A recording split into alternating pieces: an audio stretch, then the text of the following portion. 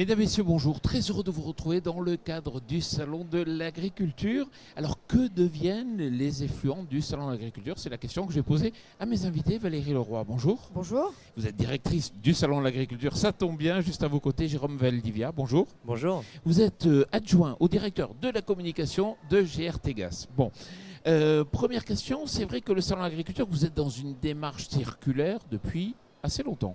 Oui, on peut dire qu'on l'est depuis, alors depuis toujours parce qu'il faut bien retraiter, mais dans la démarche qui correspond plus à la définition de la bioéconomie de maintenant, je dirais depuis 4-5 ans à peu près.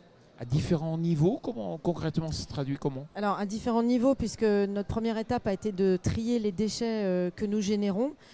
Qui sont de multiples ordres, puisqu'il y a du matériel, enfin des matériaux qui sont utilisés pour les constructions de stands. Il y a du lait par exemple, c'est aussi, alors c'est pas un déchet dans l'absolu, mais pour nous il faut pouvoir prévoir la filière d'évacuation. Et puis il y a les fumiers qui sont générés par les animaux. Donc on y est allé par étapes et cette année en 2020 on a vraiment un cap qui est passé. Alors Jérôme, justement, les effluents, comment vous les traitez, vous?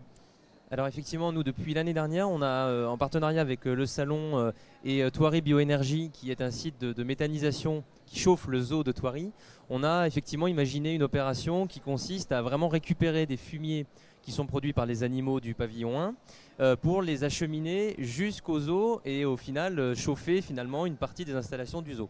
Et donc cette année encore, nous le reconduisons. Et donc concrètement, 2 fois cette semaine, au milieu de la semaine, mardi soir, au moment de la rotation des bovins, et puis à la fin du salon, seront récoltés, on estime, jusqu'à 250 tonnes de fumier qui vont ensuite être acheminés à Thoiry Bioénergie pour produire du biogaz. Et ce biogaz, il va être injecté pour chauffer l'équivalent de la consommation de l'enclos des girafes. Donc c'est pas négligeable, loin de là. Justement, je vous ai vu faire le tour un peu des éleveurs, c'est-à-dire vous sensibilisez les éleveurs? Tout à fait. Alors, c'est aussi la raison de notre présence ici au Biogaz Café, de répondre aux questions du grand public, de présenter les principes de la méthanisation et toute la dynamique qu'on constate aujourd'hui, puisque c'est vraiment une filière qui se structure et qui se développe, notamment du fait de l'engouement agricole pour ce type de production. Et puis, pour aussi, je dirais, symboliquement, mais concrètement aussi, concrétiser et montrer que c'est une technique qui fonctionne. On a effectivement choisi, imaginé cette idée qui permet et qui s'inscrit complètement dans la démarche évoquée par Madame Leroy. Valérie Leroy, vous avez signé Kitry, parce que c'est vrai que le monde de l'éphémère, du salon, de l'événementiel, il y a un engagement aujourd'hui qui vous fait avancer de plus en plus vers...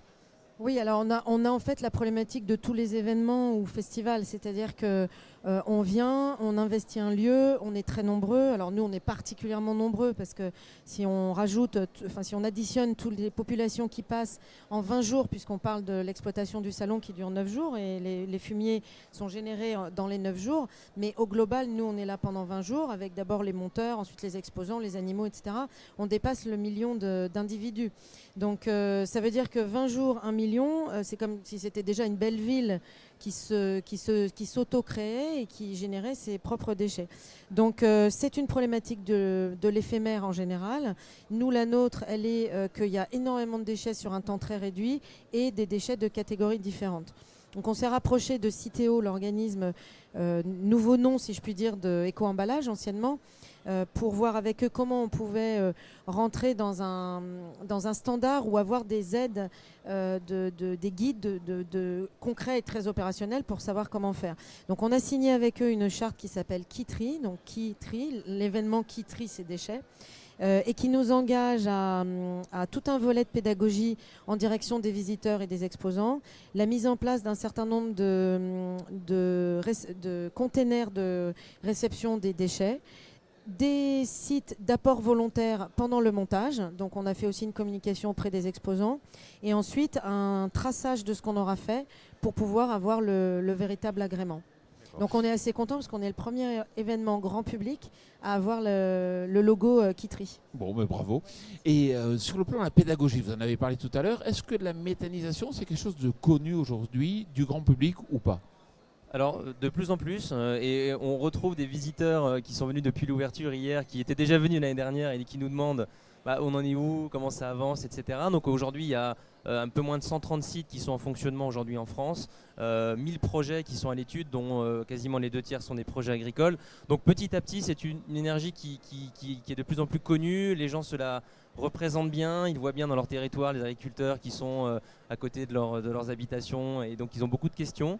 Donc c'est une énergie qui commence à être connue, qui gagne à être connue bien évidemment, et donc c'est aussi sur le temps long, la pédagogie, c'est la répétition. Donc le salon agriculture est forcément une opportunité incroyable pour rencontrer le grand public, le monde étudiant, les porteurs de projets, les agriculteurs. Et donc voilà, c'est une opération qui est amenée à se répéter pour petit à petit travailler cette pédagogie. Jérôme Valdivia, Valérie Leroy, merci beaucoup. Merci à vous. Merci Et beaucoup. puis merci à vous.